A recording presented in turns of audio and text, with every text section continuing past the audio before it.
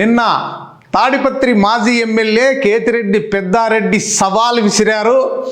Any centre anywhere, Kurnool Kondareddy bridge అయినా సరే, Anantapuram tower clock అయినా సరే, ఇంకా కొన్ని సెంటర్లు చెప్పాడు. ఆ విధంగా ఛాలెంజ్ చేశారు. మరి ఆ ఛాలెంజ్కు ఈరోజు జేసీ ప్రభాకర్ రెడ్డి ఏమైనా ప్రెస్ మీట్ పెడతారేమో అనుకున్నాం.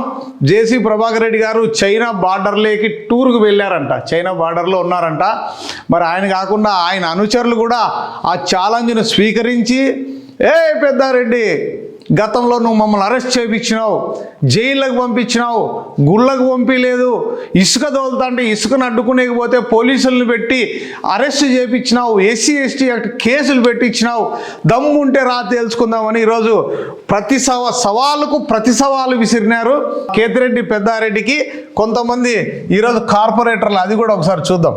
ఇక్కడ చూస్తున్నాం కదా, ఈ కార్పొరేటర్లు అందరూ కూడా ఈరోజు మూకుమ్మడిగా పెద్దారెడ్డి సవాలుకు ప్రతి సవాలుగా మీ ఇంటిని ముట్టడిస్తాం, కమాన్ తేల్చుకుందాం రా అంటూ కూడా ఈరోజు కౌన్సిలర్లు మీటింగ్ పెట్టారు. మరి జేసీ అనుచరులంతా కలిపి మరి ఏం జరుగుతుందో మొత్తం మీద మళ్ళీ అప్పుడప్పుడు కొంచెం సైలెంట్ అయినట్లే ఉంటుంది, కానీ తాడిపత్రి మళ్ళీ కూడా బగ్గుమంటుంటుంది. ఇది నివురు గప్పిన నిప్పు, గాలి వచ్చినప్పుడల్లా నివురు అలా వెళ్ళిపోతుంది, మళ్ళీ బగ్గుమంటుంది, మళ్ళీ నివురు గప్పుతుంది అన్నట్టుగా ఈ ఇద్దరి మధ్య మొత్తం మీద అయితే మాటల యుద్ధం చెలరేగుతూనే ఉంది. ఈరోజు కౌన్సిలర్లంతా కూడా మీటింగ్ పెట్టి నీ ఇంటిని ముట్టడిస్తాం, నీ కొడుకులను రమ్మని చెప్పు తేల్చుకుందాం అన్నట్టుగా ఈరోజు మాట్లాడారు. మరి కేతిరెడ్డి పెద్దారెడ్డి ఏం మాట్లాడారు, కౌన్సిలర్లు ఏం మాట్లాడారు అనేది ఒకసారి మీరే చూడండి. ఎందుకు దినాం నువ్వు చెప్పేది ఏందో, నువ్వు పెద్ద పాలిగానే అనుకోనో, లేకపోతే ఈ రాష్ట్రంలో నిన్ను పెద్ద హీరో చూడాలనుకోనో ఇవన్నీ మాట్లాడతాను. నీ చేతనైతే నేను ఈరోజు కూడా చెప్తాడా, రాజకీయాలనే ఓటమి గెలుపు అనేది సహజం. నువ్వు కక్ష సాధింపుకో, నువ్వు ఏదో చేస్తా, పౌరుషము పుట్టగోసి అని చెప్తాండావు. నీ పౌరుషం ఏదన్నా ఉంటే నేను ఇప్పుడు కూడా చెప్పిన, Kadapa, Kurnool, Anantapur, Saptagiri circle, tower clock, కొండాడిపురుస, కోటిరెడ్డి సర్కిల్ ఎప్పుడు ఏడగొట్లాడదాము కొట్లాడదాం. నీ కుటుంబం, నీ కొడుకు, నువ్వు మీ అన్న కొడుకు, మీరు ముగ్గురు రాండి, మా కుటుంబం ఒకటే వస్తుంది. నేను దీంట్లో ఎలాంటి సందేహం లేదు, నువ్వు ఆలోచన చేయాల్సిన అవసరం లేదు. పెద్దారెడ్డి, నువ్వేదో నిన్న సినిమా డైలాగ్ పెద్ద పెద్ద డైలాగులు వేసావు. కొండారెడ్డి బ్రిడ్జ్ అంటావు, సప్తగిరి సర్కిల్ అంటావు, కర్నూలు కోట అంటావు. ఇవన్నీ కావు. ఈ నెల 23వ తారీఖున మీ నాయనగారి విగ్రహానికి పూలమాల వేసి ఇదే తాడిపత్రి పట్టణంలో ఉన్నటువంటి భగత్ సింగ్ నగర్లో ఉన్నటువంటి పెద్దారెడ్డి బ్రిడ్జ్ దగ్గరకు వస్తాం. నీ మంది మార్పులను పిలుచుకో, నీ కొడుకును రప్పి, నీ అన్న కొడుకును రప్పి, మేమంతా నీ పెద్దారెడ్డి బ్రిడ్జ్ దగ్గరికి వస్తాం. అప్పుడు తేల్చుకుందాం. నువ్వేందో పెద్ద పెద్ద సినిమా డైలాగులు చెప్పావు కదా, తేల్చుకుందాం. ఈ మధ్యకాలంలో నేను కలెక్టర్ ఆఫీస్కి వచ్చి గ్రీవెన్స్కి వచ్చి 2 సార్లు అర్జీ ఇవ్వడం జరిగింది. ఒకటి వచ్చి ఎర్రవంక పైన విచారణ జరిపించి సర్వే చేయాలని ఇవ్వడం జరిగింది. రెండోది వచ్చి 15th ఫైనాన్స్లో రూరల్ మండలంలో 1,20,00,000 స్కామ్ జరిగిందంటూ ఇస్తూ దాంట్లో డీటెయిల్గా ఇవ్వడం జరిగింది. ఏ విధంగా జరిగిందంటే, ఒక గ్రామంలో లేని వ్యక్తులు ఏరియా గ్రామం వ్యక్తులకు దాంట్లో 15th ఫైనాన్స్లో బిల్లులు చేయడం జరిగిందని కోడ్ బిల్లు నెంబర్స్ వెహికల్ అన్నీ కూడా ఆయనకి ఇచ్చి విచారణ జరిపించాలని చెప్పినాం. ఆయన కూడా దానికి అంగీకరించినాడు, తొందరలోనే వేస్తామని. ఇప్పటికీ 20 రోజులైనా కూడా స్పందనలో ఇచ్చిన అర్జీల పైన ఎలాంటి విచారణ కానీ ఎలాంటి సర్వేలు కూడా జరగలే. బారులు తీరుగా ఉండి జనము ఇవ్వడం జరుగుతుంది. అంటే కలెక్టర్ గారి మీద నమ్మకము, ఈ ప్రభుత్వం మీద నమ్మకము ఉంటేనే కదా స్పందనకు వచ్చి కలెక్టర్ గారికి ఇచ్చేది. ఇంకా ఒక ఎక్స్ఎమ్మెల్యే గారు అర్జీ ఇచ్చేనే దిక్కులేదు. సామాన్యుల అర్జీ పైన ఏముంటుందనేది నా ప్రశ్న. దయచేసి కలెక్టర్ గారు నా అర్జీలే కాదు, పబ్లిక్ కూడా ఒకసారి పరిశీలించి దీనిపైన ఎంక్వైరీ పూర్తి చేయాలనేది నా కోరిక. ఇంకా నువ్వు కలెక్టర్కి ఏదో అర్జీలు ఇచ్చిన గురించి మాట్లాడినావు. అయ్యా, నువ్వు కలెక్టర్కి అర్జీ ఇచ్చిన తర్వాత మరుసటి రోజు మేము మా కౌన్సిల్ అందరం కలిసి ఇదే మీ నాయన విగ్రహానికి పూలమాల వేసి అక్కడే కూర్చొని మేము సమాధానం చెప్పాలని కోరాం. కానీ నువ్వు అర్జీ ఇచ్చేసినావు, అప్పటి నుండి పత్తా లేదు. ఇప్పటికూ దాని గురించి సమాధానం చెప్పుకోకుండా ఉన్నావు. ఇంకా నువ్వు ఎమ్మెల్యేగా ఉన్నప్పుడు మా చైర్మన్ జేసీ ప్రభాకర్ రెడ్డి గారు, మా కౌన్సిల్ సభ్యులు ఎన్నోసార్లు కలెక్టర్ గారికి అర్జీ ఇచ్చారు. కానీ దాని గురించి ఇప్పటి వరకు దాని గురించి సమాధానం లేదు. అంతెందుకయ్యా, ఇదే పెద్దపప్పూరులో ఇసుక అక్రమ రవాణా జరుగుతుందని చెప్పేసి మా చైర్మన్ గారు హైకోర్టుకి వెళ్ళాడు. అయినా నువ్వు ఆ ఇసుక అక్రమ రవాణా ఆపలేదు. కంటెంట్ ఆఫ్ కోర్టుకి వెళ్ళాడు. అయినా నువ్వు ఇప్పటికీ ఆ కోర్టులో నడుస్తుంది, ఇప్పటికీ ఆపలేదు. సరే అని ఈ ఇసుక అక్రమ రవాణా గురించి ఆపాలని చెప్పేసి మా చైర్మన్ గారు పెద్దపప్పూరులో ధర్నాకు పోతే కూడా మా చైర్మన్ గారిని అడ్డుకొని ఊరంతా తిప్పి అక్రమంగా మా చైర్మన్ గారి పైన SC/ST అట్రాసిటీ కేసు పెట్టించావు. నువ్వు పెట్టలేదా? ఇంకా నీ తోడలుడు అమ్మటి రాఘవ ఈ మన SBI బజార్ కాడ కాలు ఆక్రమించి ఒక కోటలు కట్టాడు. ఎల్లనూరు రోడ్లో ఓపెన్ డ్రైన్ని అండర్ డ్రైనేజ్ కలిపారు. అది కూడా మేము హైకోర్టుకు పోయాం. పోలీసులు అడ్డు పెట్టుకొని ఆ రోజు కంటెంట్ ఆఫ్ కోర్టు పోయినా ఇప్పటికి కోర్టులో నడుస్తుంది. ఆ రోజు పోలీసులు అడ్డు పెట్టుకొని అండర్ డ్రైనేజ్ లేకి ఓపెన్ డ్రైనేజ్ కలిపావు. నువ్వు కలపలేదా? నువ్వు మొన్న కూడా చెప్పినావు 3 సంవత్సరాల తర్వాత చూస్తాము అంటున్నారని. నేను 3 సంవత్సరాలు ఉండే ఓపిక కూడా లేదు నాకు. డే టు టైం నీ చేతనైతే నువ్వే ఇచ్చిన తర్వాత నేనే వస్తా. నువ్వు చెప్పినావు కదా 3 సంవత్సరాల తర్వాత చెప్తాండారని. నాకు 3 సంవత్సరాలు కాదు, నువ్వు రోజుల్లో చెప్తావా, డేట్లు టైంలో చెప్తావు, ఎప్పుడు చెప్తావో చెప్పు. నేను వచ్చి నీతో ఏ విధంగా కావాలంటే ఆ విధంగా చూస్తా. అమాయకులను బలి చేయొద్దు. తాడిపత్రి కాన్ఫరెన్స్లో ఈ బంగాకు అలవాటు చేసి, మటకాకు తాగుడుకు అలవాటు చేసి అమాయకు ప్రజల మీద దాడులు చేసేది మానుకో. నీ చేతనైతే నా మీద దాడి చేయి, నా కుటుంబం మీద దాడి చేయి. అప్పుడు నేను నీకు సమాధానం ఏ విధంగా చెప్పాలో అదే విధంగా నేను చెప్తా. పౌరుషాల గురించి మాట్లాడే యోగ్యత, శక్తి నీకు లేదు. అందువల్ల నీకు చెప్పేది ఒకటే, నీకు ఆలోచన చేసుకో. ఆలోచన చేసుకొని రేపు సోమవారం పోయి SP గారికో కలెక్టర్కో గ్రీవెన్స్లు ఇచ్చి ఎక్కడనో టైము డేటు నువ్వే చెప్తే నేను దానికి సంసిద్ధంగా ఉన్నాను తెలియజేయడం జరుగుతుంది. అదే వాళ్ళ గురించి నేను మాట్లాడే సంస్కృతి నాది కాదు. నాకన్నా చిన్నోళ్ళను ఇంకోటి వాళ్ళకంతా అతనికే తెలుసు వాళ్ళు ఎవరని. ఎన్ని కుక్కలు మురిగినా ఏం మురిగినా నేను పట్టించుకోను. దీని గురించి ఏదన్నా ఉంటే ఆ కుటుంబం ఏదన్నా మాట్లాడమని నేను మాట్లాడతా. ఏదన్నా చేసుకుంటే నేను ఇంకా పౌరుషాల గురించి ఏదో మాట్లాడుతున్నావు. అయ్యా, దొంగలు పడ్డాక 6 నెలల కుక్కలు మురిగింది అన్నట్టు మా చైర్మన్ గారు ప్రెస్ మీట్ పెట్టిన తర్వాత 6 రోజులకి నువ్వు ఈరోజు ఎవరో నిన్ను పంపు కొట్టి లేపితే కనుక ఈరోజు వచ్చి ప్రెస్ మీట్ పెట్టి మాట్లాడుతున్నావు. నువ్వు ఆ పౌరుషాల గురించి మాట్లాడేది పెద్దారెడ్డి. నువ్వు ఎమ్మెల్యేగా ఉన్నప్పుడు పోలీసులను అడ్డు పెట్టుకొని మా చైర్మన్ జేసీ ప్రభాకర్ రెడ్డి గారిని, మా ఎమ్మెల్యే జేసీ అశ్విత్ రెడ్డి గారిని ఎన్నోసార్లు అరెస్ట్ చేసావు, జైలుకు పంపించావు. గుళ్ళకు పంపిణీలేదు, జాతరకు పంపించలేదు. అయినా కూడా పోరాడి నెట్టుకుంటూ మేము గుళ్ళకు పోయినాం, జాతరకు పోయినాం. నువ్వు ఈ పొద్దు నీ చేత కాక నువ్వు తిరగలేక పోలీసులను అడ్డుకుంటానని చెప్పి హైకోర్టు సుప్రీంకోర్టుకు పోయినావే. నువ్వా పౌరుషాల గురించి మాట్లాడేది మాకు? ఇంకా నీ సొంత అన్న సూర్యప్రతాప్ రెడ్డి గారు ఫ్యాక్షన్ హత్య గురైతే ఆ కేసులో నీ అన్న కొడుకు నువ్వు కోర్టు పోయి సాక్ష్యం చెప్పలేదు. నువ్వా పౌరుషం గురించి మాట్లాడేది? 30 సంవత్సరాల నుండి ఇప్పుడు కూడా వాళ్ళు ఎమ్మెల్యేలుగా ఉన్నారు, మున్సిపల్ చైర్మన్లుగా ఉన్నారు.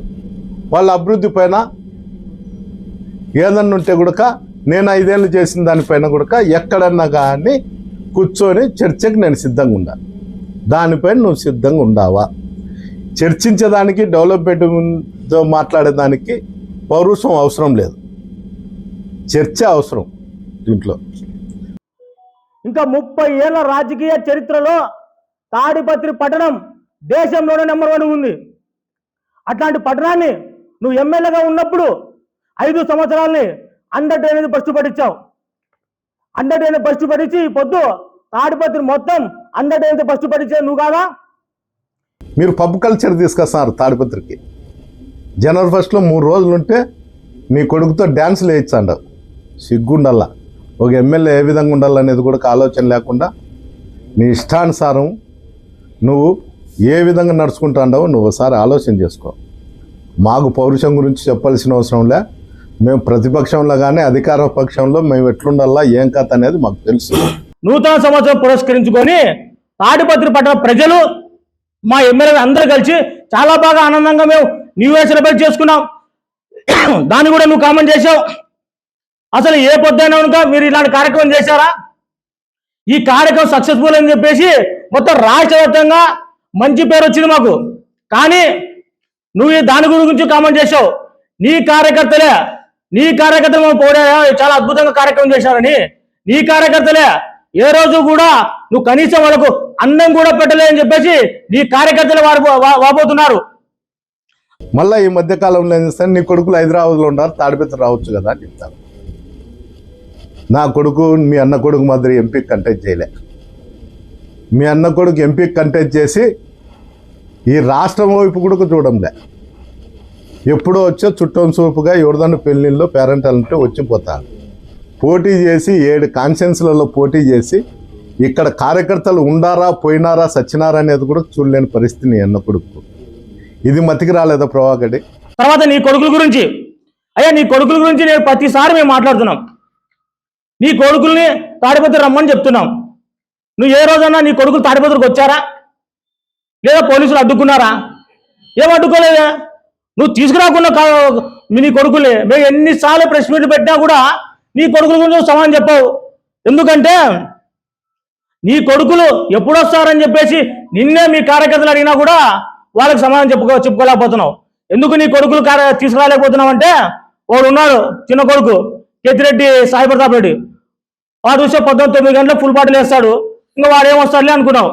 తర్వాత అధికారులు ఉన్నప్పుడు నీ 2 కొడుకులు ఆంబోతుల్లా ఊరిపైన పడి మా కార్యకర్తలు జనాలందరూ కొట్టుకుంటూ పోయినాడు. ఈ పొద్దు నీ కొడుకులు ఇక్కడికి వస్తే ఎక్కడ ఈ కార్యకర్తల జనాలు కానీ నీ కొడుకుల్ని ఊంచి కొడతారనే ఉద్దేశంతో నువ్వు తాడిపత్రికి పిలుచుకోవడానికి పోతున్నావు. అమాయకులను బలి చేయొద్దు. తాడిపత్రి కాన్ఫరెన్స్లో ఈ బంగాకు అలవాటు చేసి మటకాకు తాగుడుకు అలవాటు చేసి అమాయకు ప్రజల మీద దాడులు చేసేది మానుకో. నీ చేతనైతే నా మీద దాడి చేయి, నా కుటుంబం మీద దాడి చేయి. అప్పుడు నేను నీకు సమాధానం ఏ విధంగా చెప్పాలో అదే విధంగా నేను చెప్తా. పదే అక్కడ క్రైమ్ రేట్ లేదు, ఇంకోటి లేదు. ఈ మధ్యకాలం వారం 10 రోజుల నుండి అందరినీ అమాయకులను పట్టుకొచ్చి బటకా కేసులు పెట్టి జామీన్లు ఇచ్చి పంపించి మేము ఇక్కడ మటకాన్ని నిర్మిలి కూకుటి వేళ్లతో తుడిచేస్తున్నామని స్టేట్మెంట్లు ఇచ్చుకుంటూ అన్నీ ఉన్నాయి. బాగానే ఉంది. మీరు అసలైన వ్యక్తులను ఎప్పుడన్నా అరెస్ట్ చేసినారా? మట్కా గురించి తర్వాత బెట్టింగ్ గురించి ఏదో మాట్లాడుతున్నావు. పోలీసులు పట్టుకోలేదు, అసలైన వాళ్ళు పట్టుకోలేదు అంటున్నావు. సరే, అసలైన వాళ్ళు ఎవరు? ఈ మట్కా బెట్టింగ్ అసలైన వాళ్ళు ఎవరు? నీ ప్రధాన అనుచరులు జావేద్ కాద్రే బాబా. వాళ్ళని పట్టుకొని రాలేదనా నువ్వు ఈ పొద్దు మాట్లాడుతున్నావు. సరే, ఇదే జావేద్ కాద్రే బెట్టింగ్ లో ఉన్నప్పుడు నువ్వు ఎమ్మెల్యేగా ఉన్నప్పుడు ఎన్నోసార్లు బెట్టింగ్ కేసులో పీడీ యాక్ట్ పోయినాడు, సబ్ జైలుకు పోయినాడు. సబ్ జైలు పోయినప్పుడు నీ పెద్ద కొడుకు హర్షవర్ధన్ రెడ్డి జైలుకి వెళ్ళి కలిసి వచ్చాడు. ఎందుకు కలిసి వచ్చారంటే బెట్టింగ్తో సంబంధాలు ఉన్నాయి, అతనితో సంబంధాలు ఉన్నాయి కాబట్టి నీ పెద్ద కొడుకు కలిసి వచ్చాడని చెప్పి మీ కార్యకర్తలు వాపోతున్నారయా? మా ముఖ్యమంత్రి నారా చంద్రబాబు నాయుడు గారు ఈ డివిజన్లో ఉన్నటువంటి పోలీస్ అధికారులు మంచోళ్ళు ఉన్నారు కాబట్టి నువ్వు ఎన్ని కారు కూతలు కూసినా ఎంత వాగుతున్నా ఈ పొద్దు స్వేచ్ఛగా నువ్వు ఇంట్లో ప్రశాంతంగా ఉన్నావు. వాళ్ళు మంచోళ్ళు కాబట్టి. అదే నువ్వు ఎమ్మెల్యేగా ఉన్నప్పుడు నీ తొత్తులు ఉండరు ఈడ సబ్ డివిజన్లో నీ అధికారులు, అలాంటి వాళ్ళు కూడా ఈడ ఉండింటే నువ్వు ఈ పొద్దు ఇదే తాడిపత్రి భవిష్యత్తు నీ బుర్జిని వదిలిపెట్టి తిమ్మంపల్లికి వెళ్ళి చేరుకునేవాడి. ఇలాంటి నీచమైన రాజకీయాలు చేసే సంస్కృతి నాది కాదు. చేతనైతే ఏదన్నా కానీ మగం మీదనే మాట్లాడతా. అతనికి ఏదన్నా కానీ ఈసారి ప్రెస్ మీట్లో మీడియా గుండా మీరు చెప్పినా సరే నేను ఎట్లా ఇప్పుడు వాయిస్ ఇచ్చినా దాన్ని తెలుసుకొని ఆయన గ్రీవెన్స్కి వచ్చి ఇచ్చే ఎప్పుడు ఎనీ టైం ఏదన్నా కానీ నేను సిద్ధంగా ఉన్నాను. మా ఇంట్లో వాళ్ళంతా నా కుటుంబం ఒకటి సాలంటా నా కొడుకులు వచ్చామనే కదా చెప్తాండేది. నా కుటుంబం ఒకటి, మా అన్న కుటుంబం కాదు. వాడు వాళ్ళ అన్న కుటుంబం రమ్మంటా. నేను నా కుటుంబం ఒకటి చెప్తాండేది. నేను మా కొడుకులే చెప్తాండేది. మా అన్న కుటుంబం అని చెప్పలే. మా అన్న కుటుంబం వచ్చే వాళ్ళ వంశం అంతా రావాల్సి వచ్చింది. అవుపా, మా కుటుంబం 2 కుటుంబాలు వచ్చే జేసీ వంశం అంతా రావాల నా మీదకి ఇద్దానికి. అది నా శక్తి. అది సార్ నేను కొడుకు జేసీగా నా ఎంటికతో సమానం వాడు. ఏంది అని చెప్పేది? వాని గురించి నాకు చెప్తారు. ఆడింకల్ నా కొడుకు ఎవరినొన్న అడ్డం పెట్టుకొని మాట్లాడే శక్తి నాకు వీళ్ళు ఇంతవరకు. ఏదన్నా ఉంటే నేనే మాట్లాడతా, నేనే ఫైట్ చేస్తాను. ఇలాగే నువ్వు ప్రెస్ మీట్లు పెట్టి వాగావా? ఎలక్షన్ రోజులు ఒక సంఘటన గుర్తుకుంది, మర్చిపోయావా? ఎలక్షన్ రోజు జరిగిన గలాటలో నువ్వు భయపడి, నీ కొడుకులు భయపడి ఈ ఊరు వదిలిపెట్టి తిమ్మంపల్లి చేరుకున్నావు. అదే గతి మళ్ళా రిపీట్ అవుతుంది. ఖచ్చితంగా ఎలక్షన్ రోజు జరిగిన గతి మళ్ళా రిపీట్ అవుతుంది. చివరాఖరిగా పోలీస్ అధికారులకు, సార్ మేము మీకు ఒక్కటే విన్నవించుకుంటున్నాం. ఈయన ఇన్నిసార్లు కారుకూతలకు కూస్తున్నాడే, ఈ విధంగా రెచ్చగొట్టి మాటలు మాట్లాడుతున్నాడే, అవమానపూరితంలో మాట్లాడుతున్నాడే, ఇతని పైన ఏమైనా కానీ మీరు యాక్షన్ తీసుకుందా తీసుకోరా? ఒకటే మాట చెప్పండి. లేదా తీసుకోలేదంటే చెప్పండి. 22వ తారీఖున ఇతని పైన మీరు చర్యలు తీసుకోకపోతే 23వ తారీఖున మేము మా నియోజకవర్గంలో ఉన్న కార్యకర్తలు అందరం కలిసి ఈ పెద్దారెడ్డి ఇంటిని ముట్టడిస్తాం.